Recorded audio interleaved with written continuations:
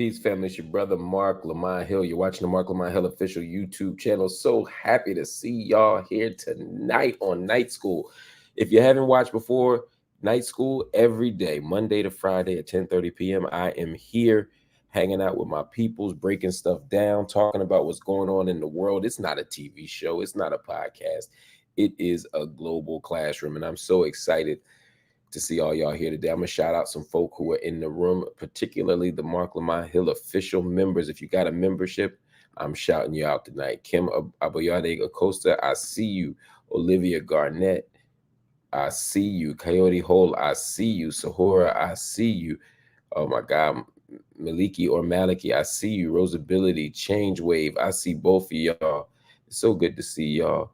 Bullet the Bunny, the legendary Bullet the Bunny is here. Farah's here. Matthew Clayton is here. Rachel is here. By the way, Bullet sent me an important note today, and I think y'all right. We need to get some moderators up in this piece so that we can have some better some better comment regulation, because there's all kinds of stuff happening here. Jazz LP, Dallas's finest, I see you. Yes, I'm sure. One of that's short for yes me. We'll find out. Good to see you. Thank you for joining. Salam to you as well. Maria Piper is here. Yo, I love y'all so much. Odette Marie C. Shot, I see you, my sister. Makeda, I see you. Farah, I see you. Barzita Brujita, ¿cómo estás? Olivia Bart Garnett, if I didn't say it, Big Dumb Animal, I don't know who that is. You got the class on time. That's all that matters. Alicia, I see you. I think it's Alicia, though. Let me know if I'm wrong. I see y'all out here. I love y'all here, man. It's such a good day. Abel Tesfaye is here. So much love to y'all, man. Bullet the Bunny getting the hustle funds started early. I'm grateful for that, too. Yo, I'm so grateful. I think the man says Marc Lamont Hill still counting all his cash from last night. Yo, the memberships was amazing. The donation of memberships, I'm still overwhelmed by. I appreciate y'all. Y'all do understand that this is what keeps the channel going. So I'm grateful. But you exceeded my expectations, and my gratitude is overflowing. Peace to you, Sasha. Peace to you, WFX. Peace to you, Dynasty. Peace to you, Wanda Chapman. All right, y'all. Bob Warren's in the building. Verante Dreams in the building. I appreciate y'all. Kelsey, I see you. Boaz, I see you. Thomas Breeze, I see you. Let's get going though, y'all. Tonight I got a lot to talk about. This week has been crazy, and tonight, instead of doing a deep dive on one topic, I'm going to do a lot of Alicia. Okay, got you, Alicia. Appreciate that. I'm going to go all in on a lot of topics, because I think that there's some overlapping issues, some things that connect that we got to build on, y'all. I'm going to start with some sports, and not sports. Like, we're not going to talk X's and O's, but what we are going to talk is dollars and cents, because what's going on right now in this world is absolutely crazy. If you don't know, you know what? Let me just get it started. All right. A couple nights ago, the WNBA had their annual draft. It was by far the biggest draft in WNBA history. I'm not just talking about talent. I'm talking about the level of attention that this draft got. And of course, the reason why the level of attention was so high was because Caitlin Clark, perhaps the most celebrated women's basketball player in college in a generation, was there. Angel Reese, perhaps the most beloved and famous women's college basketball player in the hood in urban America, and really maybe the second most famous in the world, right? And the second most celebrated in the world right now from college, was in the draft. And a bunch of other people were in the draft as well. We had the center from USC. We had a bunch of folk who were in the draft, and this was a celebrated class, a talented class. But despite all that talent, despite all of that celebration, the fact is these women are not going to be paid a reasonable sum for their efforts. They're not going to get the money that they deserve. Women athletes in general don't get the money they deserve, but WNBA players are right at the top of that list. The reason we're even having a conversation, The reason we're even having a conversation about WNBA players is because Caitlin Clark, and I'm just gonna be honest with you. Some of y'all are gonna say I'm wrong. Some of y'all are gonna say I'm just loving the white woman like on some Uncle Ruckus stuff. But the fact of the matter is, the reason we're talking about women's basketball right now is because of Caitlin Clark. And Caitlin Clark, despite being maybe the best college player we've ever seen, I mean, there's Cheryl Miller, there's Maya Moore, there's a bunch, Cheryl Swoops, there's some legends there, but she's certainly the best of her generation. She's certainly the hottest prospect we've seen in a long time. And when we look at Caitlin Clark's salary, and I'm using her as an example because she's the #1 draft pick, and in the NBA and in the WNBA, you get paid to scale. It's not like the old days where each player had to negotiate their own deal. If you're the #1 pick in the draft, you're gonna make the most. It's just a fact.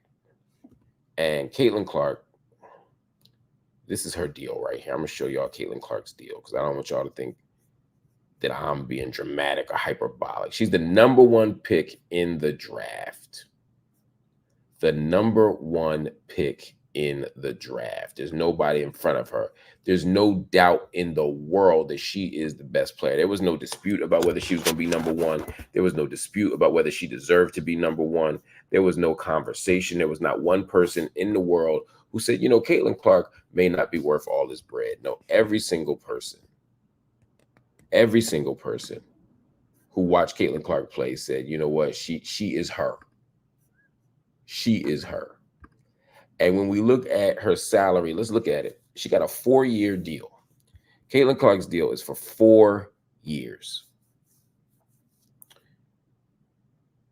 $76,535 the first year.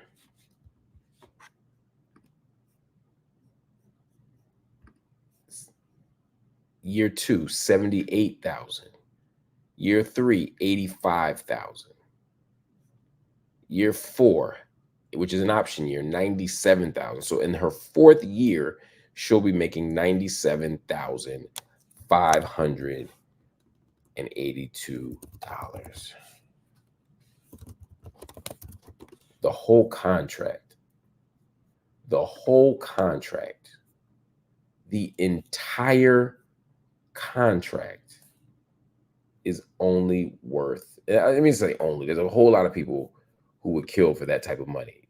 I'm not disrespecting anybody who's a working class person or a middle class person, right? People go to college, I know first year professors that didn't make this much, and a teacher should make more than a basketball player in my mind in general. So I'm not dissing anybody who makes less than this, but what I am saying is,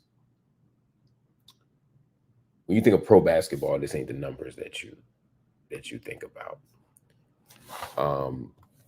And the reason why these numbers are so stunning, in my mind, I'm gonna pull up something else just to give you a point of comparison.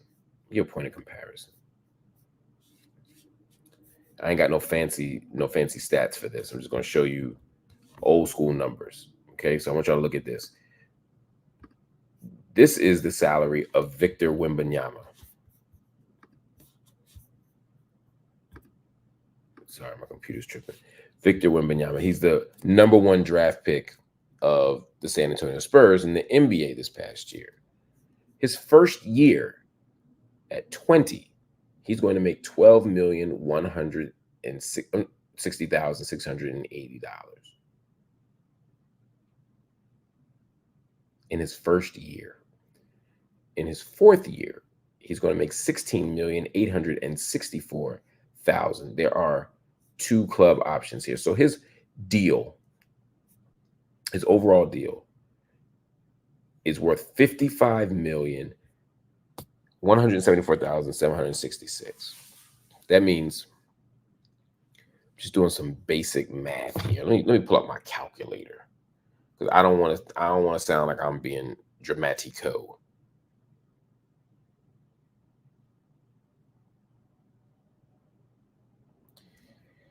Victor Wembanyama makes $148,300 a game, per game.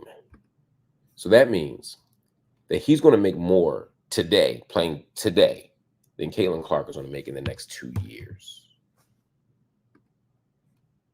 Victor Wembanyama is absolutely a big prospect. He's absolutely an extraordinary basketball player, one of the best prospects we've ever seen. But I would argue Caitlin Clark is just as big a prospect in her sport as he is in his.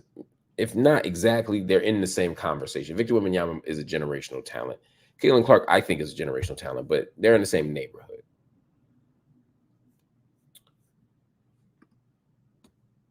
Someone just wrote higher salary in WNBA is barely $250 a year. Minimum salary in NBA is over $1 million. Yeah, that's fair. I don't know if the $1 million is exact minimum salary, but I think for veterans it is. But the point is, yeah, they're apples and oranges. They're simply,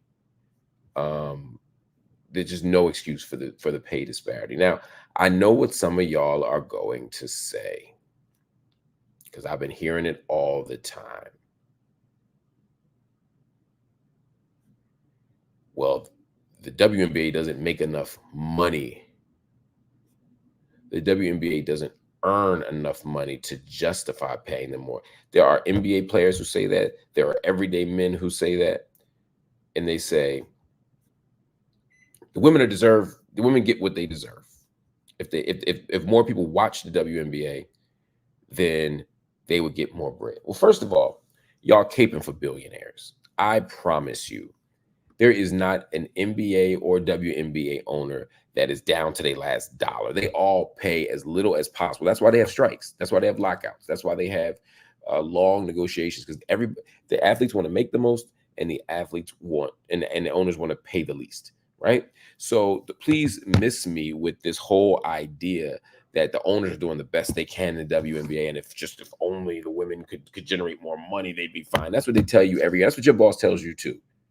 Right? If only we could make a little more money as a company, we could give you a raise. You deserve the raise. You want the raise. So let's not suddenly start echoing billionaires when they ask for more money, because it's funny. And some of this is not even gender-based. Sometimes when NBA players say they need more money or they want more money, a lot of y'all be like, they make enough. And it's like, I get why you might not be riding with the 1%. But when you reject the athlete's demand for more money, you're rejecting their 1% requests in the interest of the 0.00001%. In other words, yeah, you're saying these millionaires don't need more money, but the money that they're not getting is going to the billionaires. But when it comes to the women, it's not just billionaires who are cheating millionaires. This is billionaires who won't even let them be thousandaire, 100,000aires. This is a problem. And people say, well, if people watch the league, you can't expect people to make money. You can't expect people to make money if their bosses aren't making enough money. Well, here's the thing. The NBA in the 1970s, and shout out to Jamel Hill, she broke this down way better than I ever could. But in the 1970s, the NBA was not making money. The NBA was going bankrupt. This is back still when the ABA was still doing its thing and the NBA was trying to do its thing, and the leagues were split and people weren't watching NBA like that. The athletes weren't athleting. They were doing coke and drinking beers at halftime. Before Larry Bird and Magic Johnson, the NBA was not doing well, and yet still they paid their players. The average player's salary in 1970-ish was the equivalent of $245,000 a year. I'm gonna say that again. If you index for inflation, the average NBA salary back then,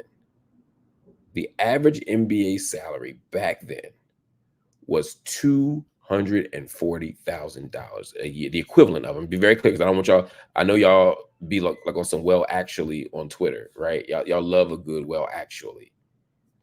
I'm saying very clearly that it's the equivalent of it, right? When you index for inflation, it's very clear that the NBA players are being paid a lot of money.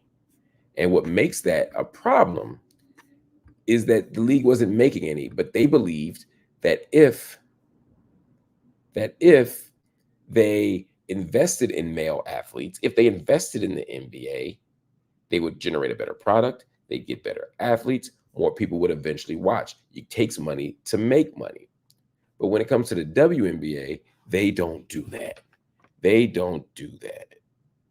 They don't do that. They decide that they can just pretend that nobody watches it so we don't have to pay you. The idea that nobody watches the WNBA is a lie. It is a myth. People watch the WNBA. In fact, the WNBA is peaking right now. Since COVID, people have been watching this. And again, read the work of Jamel Hill. Follow her. She even left some comments on my IG earlier that breaks this down again way better than I could. But the WNBA has viewership. Now, a lot of times people look at the stands and say, well, look, there's not a million people in the stands. Let me tell you something. The stands ain't the only game in town. See who's watching on NBA. People say not enough ticket sales. Ticket sales aren't the only measure. What about who watches on TV? Did you know since COVID, WNBA numbers have peaked? And in fact, when they air on ESPN and ABC, they do just as well as hockey. So the NHL and the WNBA are doing about the same. But no one's like, well, don't pay the hockey players. No, I agree. The more money you make, the more money you can spend. So yeah, as more people go to the stands, more people get season tickets, as they get better TV deals, etc., the league will do even better. But right now is the time to invest. Angel Reese and Caitlin Clark are stars. They are stars. They are Magic and Larry. And the league is going to grow, but you got to invest in it. Now, some of y'all say, well, that's what Caitlin Clark had a chance to make money. No, listen, Caitlin Clark is going to make money. Her endorsements, her advertising, her marketing, all that stuff is going to get her paid. I'm not worried about her. But I'm worried about the person who's not the number one pick in the draft. I'm worried about the sister who might be the number 30 pick in the draft, who's going to make $30,000 or $40,000 a year. And those people, in order to make ends meet, they also have to go overseas to play for part of the year. So that's how you end up with Brittany Griner in Russia getting locked up, because they have to travel all over the world to play a sport that their country is supposed to be the leader of. If you pay them what they're worth, you won't have to do this. That is a reality. That is a necessity, I think. And people say, well, she could have went to the big three. Why? She should not have to play in a men's 3-on-3 league in the summer instead of playing in her league in order to make a living. Shout out to Ice Cube. I thought he made a great offer. I thought he made a great business deal. But if Caitlin Clark or anybody else goes to the big three, it just reinforces the idea that they can't make money in the WNBA. And again, I'd love for the big three to thrive. I'd love for them women to play over in the big three when it makes sense, if it makes sense. I have some basketball issues with it. But fundamentally, this shouldn't be the thing. It just shouldn't be. It just shouldn't be. It just shouldn't be. So pay the women and let's move on. All right. On to another story. And this story is fascinating. Aaron Rodgers goes full nutso. Aaron Rodgers is somebody who I thought of as a great athlete. He's an excellent quarterback, Hall of Fame level talent, incredibly gifted. But just because you're good at one thing doesn't mean you're good at everything. Aaron Rodgers is good at throwing. Aaron Rodgers is good at planning. Aaron Rodgers is good at playmaking. Aaron Rodgers is good at strategizing. Aaron Rodgers is not good at thinking about politics or science. I'm not saying he's not smart. I'm just saying he ain't smart about this stuff. And it's a problem. And when I say this stuff, I mean, if you notice over the last couple of years, we've seen more and more of Aaron Rodgers talking more and more about wacky stuff. And the problem with Aaron Rodgers is that he thinks that he is smarter than he is. He thinks that he knows more than he does. And he has a kind of arrogance that is disguised as intellectual inquiry. And so he comes on and he just says the dumbest shit possible. Check out what Aaron Rodgers said recently on a podcast. Yes, Lord, he's on another podcast. The blueprint, the game plan was made in the 80s.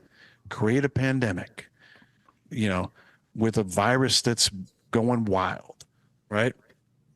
Fauci was given like over $350 million to research this, to come up with drugs, new or repurposed, to handle the AIDS pandemic. And all they came up with was AZT. And if you do even a smidge of research, and I know I'm not a, epidemiologist, I'm not a doctor, I'm not an immunologist, whatever the fuck. I can read though, right? And I can learn and look things up just like any normal person. I can do my own research, which was so vilified, to even question authority. But that was the game plan back then. Create an environment where only one thing works. Back then, AZT. Now, remdesivir until we get a vaccine, which, by the way, Anthony Fauci had stake in the Moderna vaccine.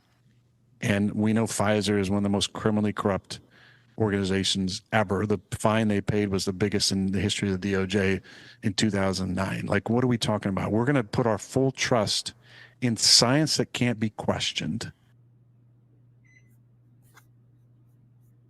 Well, I will say this. He is right about one thing. He is not a scientist. He is not an epidemiologist. And yes, he does his own research. Good for you, Aaron Rodgers. You should do your own research. Everybody should read and study for themselves. Everybody should learn for themselves. Nobody should take the government at face value. Nobody should take science at face value. Everybody should do their own research. However, you gotta know something. If you didn't follow what just happened here, Aaron Rodgers is at war with the medical establishment and the government. He has been obsessed with Dr. Anthony Fauci for years now. And he believes that the National Institute of Allergy and Infectious Diseases, with the leadership of Fauci, helped to engineer the HIV/AIDS epidemic of the 1980s with the support of the U.S. government. Now, if you don't know Dr. Fauci, of course, was very instrumental in dealing with HIV/AIDS in the 80s.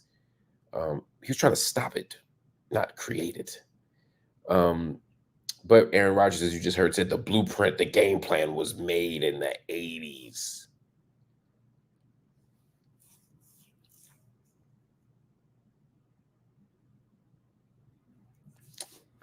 Now, there's criticism to be made of Fauci in the 80s.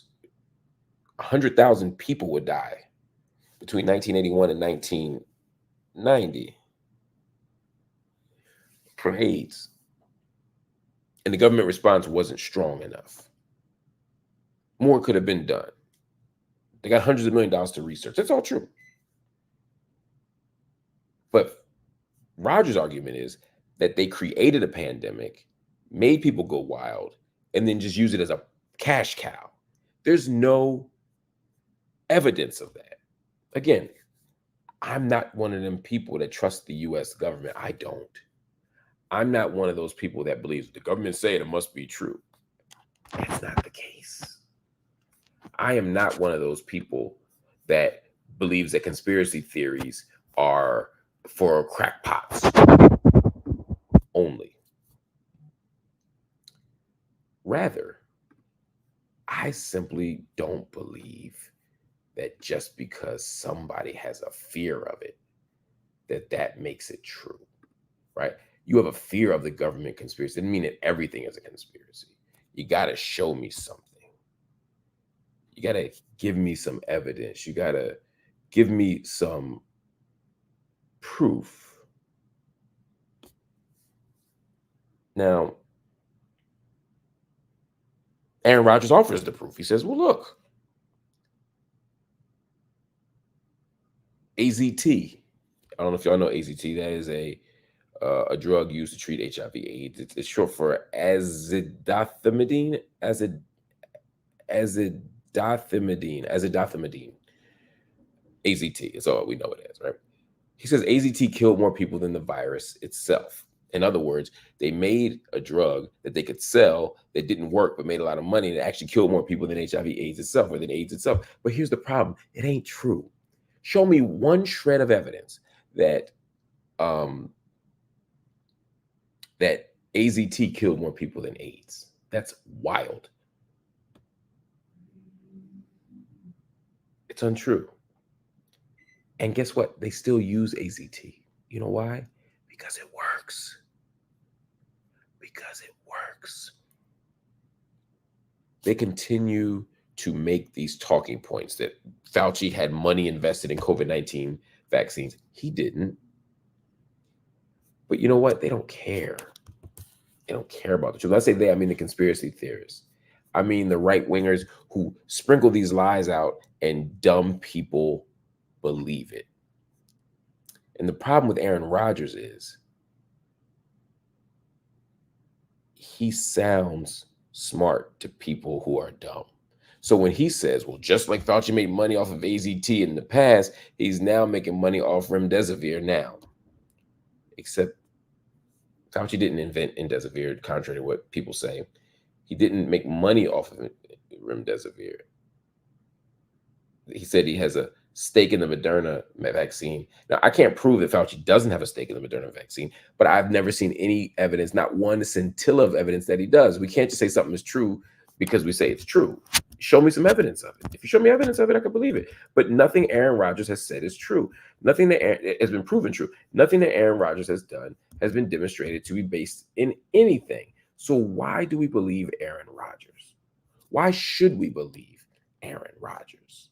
There's no good reason to believe Aaron Rodgers. The danger of Aaron Rodgers, it's not just, you might say, well, why are you spending your time talking about Aaron Rodgers?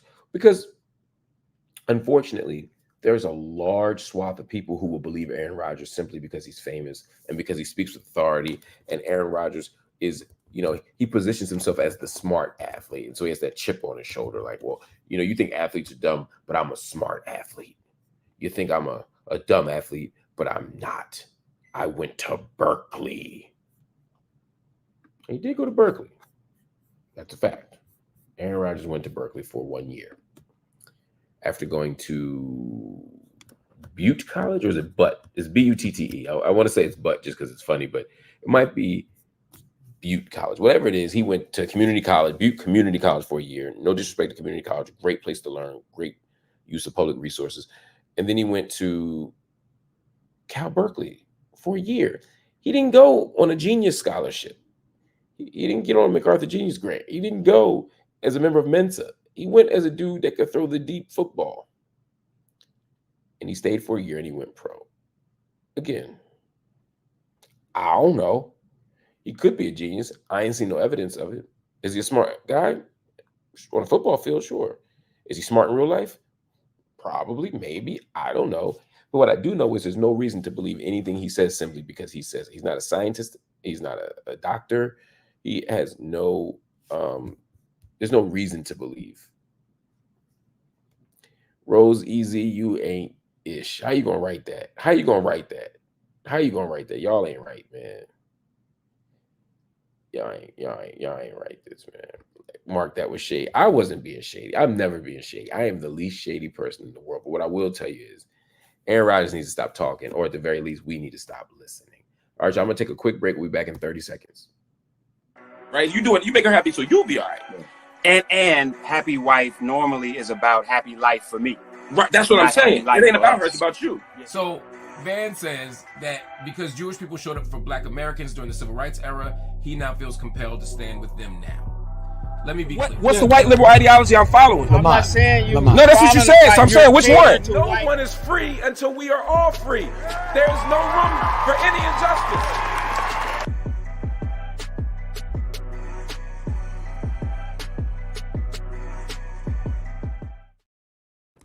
All right, family, welcome back to Night School.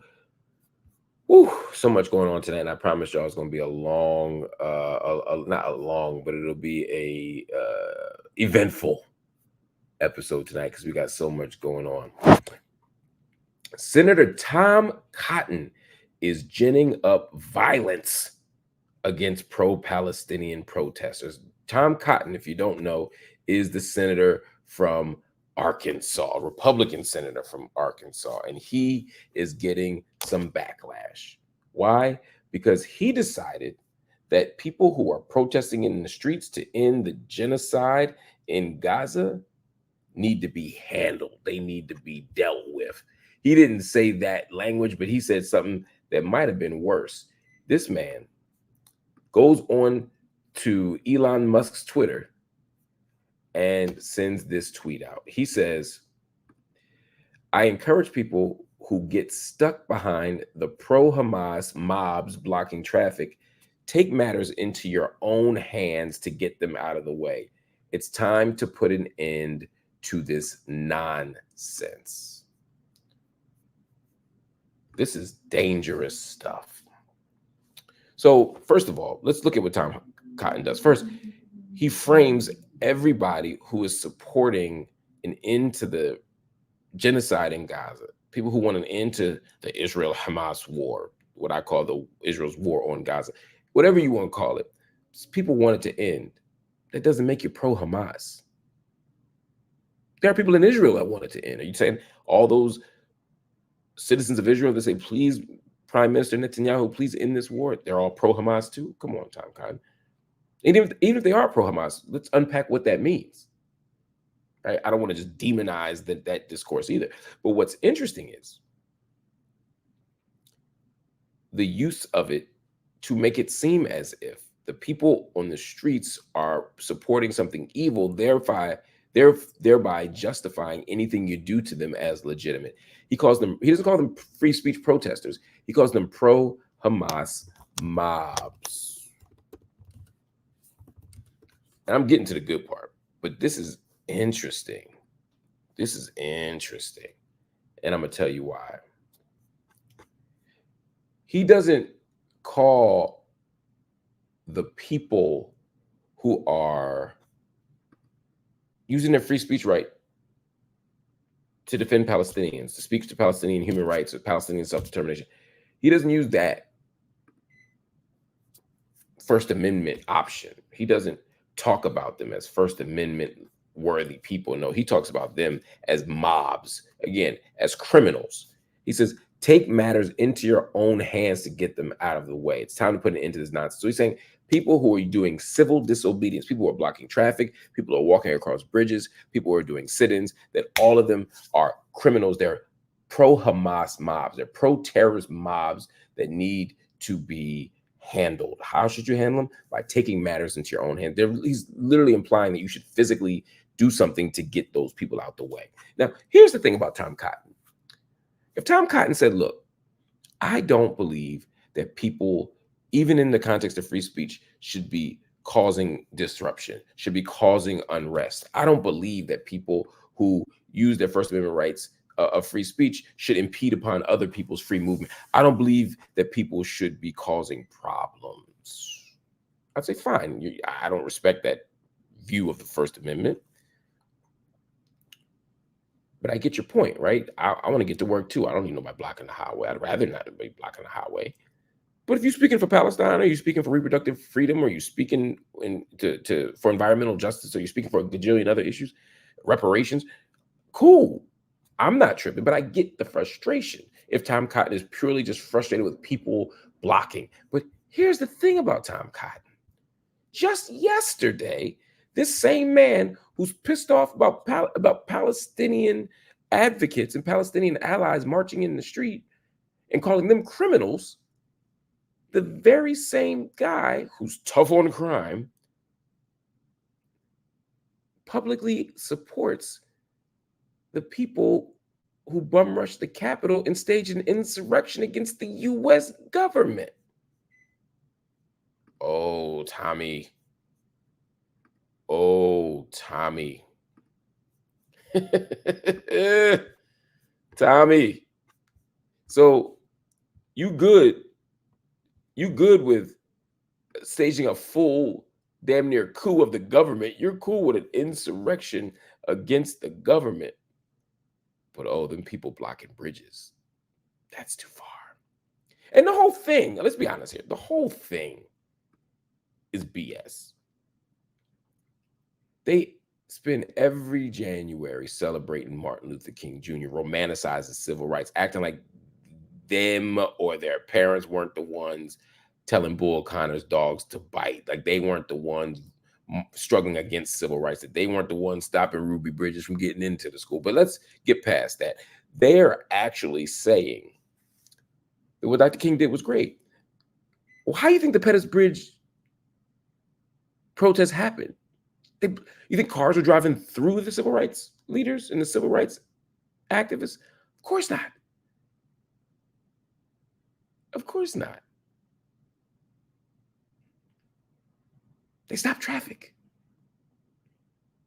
When there's a sit-in inside of a restaurant or a library or any other public accommodation, they're disrupting.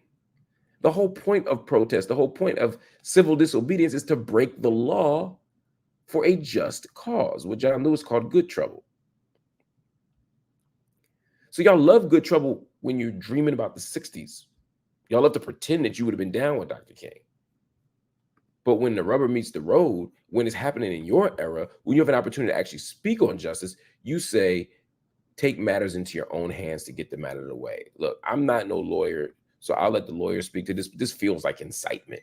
It feels like you are literally encouraging people to engage in acts of violence against protesters. And that, for me, is disgusting. Senator Cotton. That's terrible, Senator Cotton. All right, let's move on to another story. An undercover cop was beaten by his colleagues at a protest. I don't know if y'all understand this. I don't know if y'all know this story. But an undercover cop, his name, Luther Hall. Luther Hall, this is him right here. He was asked to be an undercover cop at a public protest in St. Louis following the acquittal of St. Louis police officer John Stockley, who killed a black man. So John Stockley kills a black man, there's protests, and of course the police like to put police in the crowd to manage, to surveil, to assess what's going on and lock people up. Well, Officer Luther Hall said, I'll go do it. So Luther Hall goes into the crowd and he pretends to be a protester. He pretends to be an undercover cop. Now, you know, if you were undercover cop at a Black Lives Matter protest or at an anti-police brutality protest or whatever it is, you got to be a certain kind of Negro. So it's hard for me to have so much sympathy, because, you know, if he's there, he's there defending his peers, his colleagues probably. He's like, yeah, you know, these guys getting mad at the police for beating up a black dude or shooting a black dude. Sometimes we got to do what we got to do. Y'all don't understand what it's like out here. And then his black ass goes in there as an undercover cop for the cops in their interest against the protesters who are battling the cops. And guess what happens? The police whoop his ass too. During the protest, Officer Luther Hall was beaten by 3 of his former colleagues, Randy Hayes, Dustin Boone, and Christopher Myers. So this man, y'all looking at right now, was beaten by 3 people, including this man, who was one of the 3 people who beat him. Because even though he's their colleague, they might have shared a desk for all I know. I don't know how close they were, but I know this. But white people often don't recognize black people out of context. I got colleagues at not where I work now, but when I worked at Temple and other places where I'm telling you, like, I legit would be like next door to somebody. My office was next door to theirs for 5 years. And they speak to me when I'm in the hallway, but the moment we get downstairs, they don't recognize me. Don't, God forbid, we up the street or in a restaurant in another part of town on a Friday night, and I just say, hey, Jim. And they go, I'm sorry, how do I know you? We work together, Jim. So you know they didn't recognize his black ass at the protest, and they're already looking for black people to mess with, and he's there. Well, they beat the brakes off of him, and Luther Hall endured a herniated disc. I mean, they got him good. He got a herniated disc. He got a broken jaw or a jaw injury. I don't know if it was broken, but I suspect it was broken because they said he couldn't eat. And then he had to undergo multiple surgeries, developing gallstones. Now, despite being served while incarcerated for a civil rights violation, Randy Hayes, never replied to the lawsuit.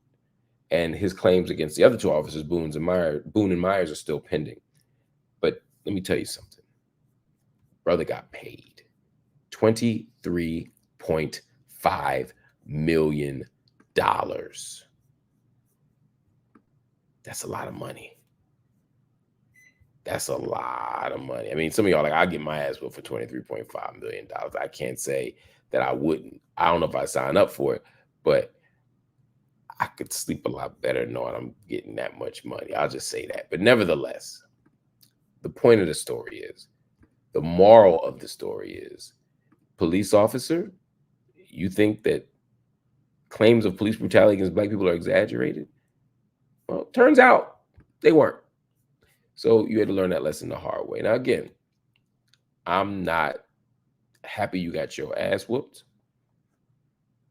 but I hope you learned a valuable lesson.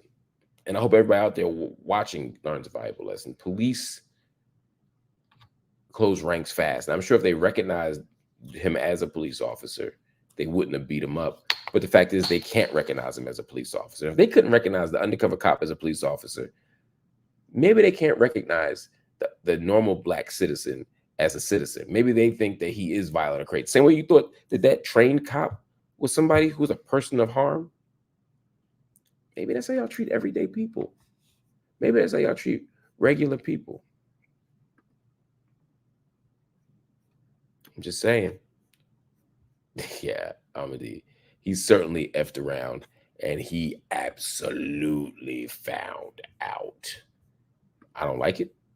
I don't celebrate it. But I ain't gonna lose too much sleep over this one. It look like they deserve each other. You know what I'm saying? Let's move on to another story. A story that's very sad, very frustrating, very disappointing. But I can't say that it's surprising. A federal women's prison in California is being closed down by the U.S. Bureau of Prisons after a multitude of cases found staff was sexually abusing people in custody. That is, again, a story that we hear far too often. This is in the Bay Area. It's called the Federal Correctional Institution in Dublin.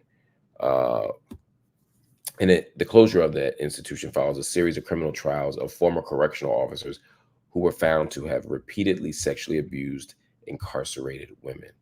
According to the Associated Press, 8 FCI Dublin employees have been charged with sexually abusing incarcerated women since 2021. 5 have pled guilty. 2 were convicted at trial, including Ray Garcia, the former warden who ran the facility. And of course, there's one case that's still pending. The warden of the facility is even in the mix. The warden of the facility is has been held accountable, or at least indicted. I mean, this is not a small thing, and I need to be clear about this. The idea that a women's prison or any prison will be closed for sexual violence should not be surprising, because sexual violence happens in every single prison in America. But this one was egregious even for prisons. A 2022 investigation revealed that the facility was known as the Rape Club. The staff called it that, and so did the residents. The Rape Club. Now, if you didn't know, FCI Dublin is one of, I believe, 6 women-only federal prisons in the United States. They incarcerate about 600 people. They're all going to be transferred out and going to other places. But the Bureau of Prisons director, her name is Colette Peters, said no employees will be losing their jobs. I'll say that again. No employees will be losing their jobs. How is nobody going to lose their job? How do we explain that? How do we justify that? How do we communicate that to a public? Nobody's getting fired. The place was known as the Rape Club. Now, some people say, well, it's consensual. There's nothing consensual when you're locked in a cage. That's like saying Thomas Jefferson and Sally Hemings were consensual. No, you don't fall in love as an enslaved person. You survive. When you're in that cage in a prison, you may desire somebody else. You're locked in a cage, but you cannot, as you're being dominated, as you're being locked up, be consensual. But the problem is they're not even saying that people just had relationships. They're saying that the correctional officers were actually abusing these women.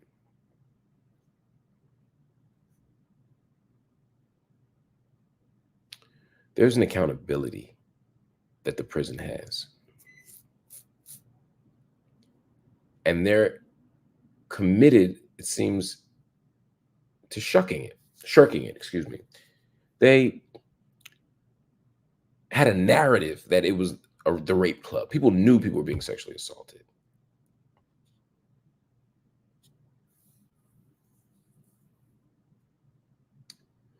They didn't investigate it properly. And then when it came out, what did they do? They shut the prison down. Now, I know some of you are saying, good, they shut that awful place down. I feel you.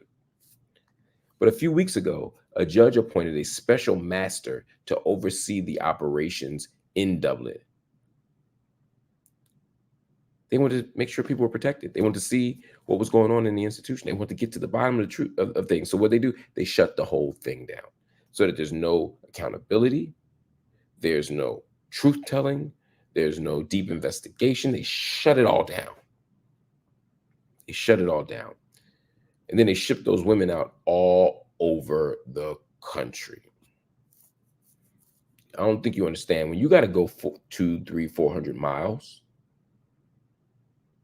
in a prison van, in shackles,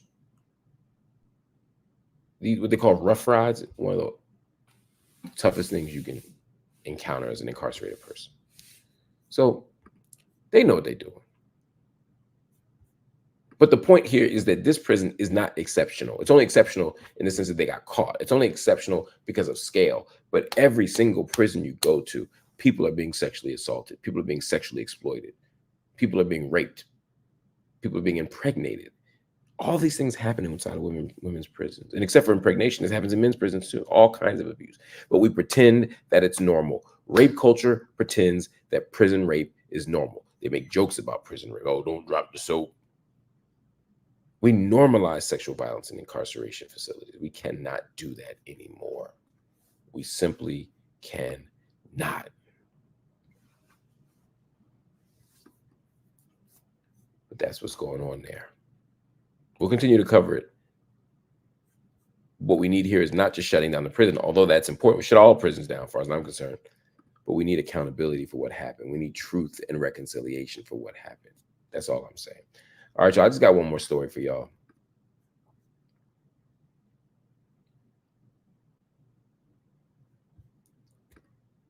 Actually, you know what? I don't want to do it. I'm going to do something different. I'm going to take office hours tonight. I know I say that a lot, but tonight I'm really going to do it. I'm going to take office hours tonight because y'all deserve it.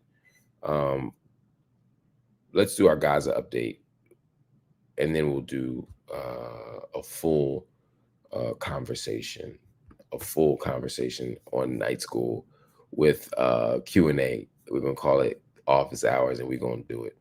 Does that sound all right to y'all? All right, so here's what we're going to do. Let me shout out just everybody here who made a donation tonight because I really appreciate it. Bullet the Bunny, thank you for your generous donation. Jazz LP, thank you for your generous donation for the hustle and being on some uncle. Look, Huda London Mental Health and Crime. Yo, Huda, thank you for becoming a member. It's so crazy. Huda donated 50 memberships yesterday and wasn't a member herself. That's wild. You just so generous and so wonderful. Thank you. I'm so grateful again for everything you've done. Big Dumb Animal, we read your comment earlier, but I want to thank you for the donation as well. Bob Vaughan, member for 1 month. Thank you for your generosity. Anyone else out there that wants to donate a membership, this would be amazing. You don't have to do it right this moment, but I'm just saying consider it. Also consider just hitting that like button. There's a lot of people watching tonight, and I want to make sure that as you watch, you're also hitting the like button. We want the algorithms to know that you're rocking with us. We want them to know that this is what you want to see, that you are engaging in this content. That way it will go to other people That way it'll be watched by other people, and that matters. That matters. I want you to also hit the subscribe button. If you haven't hit the subscribe button yet, hit it right now. Be a part of the team. And if you're so inclined, hit the join button, because when you hit the join button, you support us monthly in the work we're doing. We are building, we are growing. I don't know if y'all notice, but the comment section and the live people watching grows every single day. You know why? Because people are catching on to Night School. I haven't even started advertising it yet, but we will.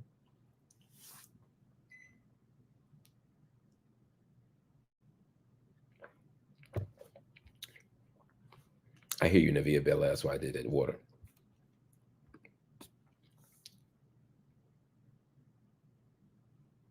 But as you support the channel, we'll be able to get more producers. We'll be able to put out more footage. We'll be able to do more live events. We'll be able to do all of the things.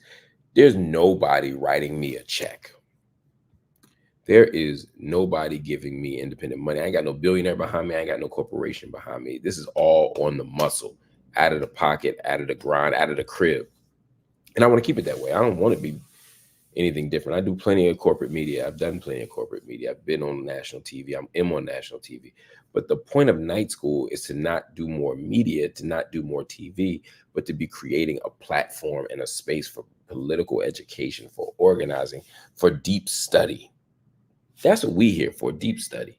So we only do that with your support. So again, family, if you can, hit that like button, hit that subscribe button. If you're so inclined, hit the join button. And if you already joined, consider getting a membership, even just one for somebody for the month. It only costs you $5. In the meantime, hit the Cash App or Venmo, MLHTV. If you want to drop something directly to us and go around the corporate infrastructure, you can drop something directly to us. And it goes toward more conversations. It goes toward building that studio. It goes toward hiring and paying for staff and for editing and for production and directorship in particular.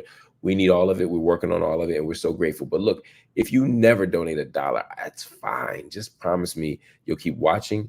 Promise me you'll keep sharing the videos. Promise me you'll keep engaging the ideas. Because at the end of the day, that's what really matters. It's the ideas we're invested in. It's the thinking we're invested in. It's the action that we're invested in, because we got our mind fixed on freedom, and I promise we gonna get it. I want to thank y'all for watching. I'll see y'all later.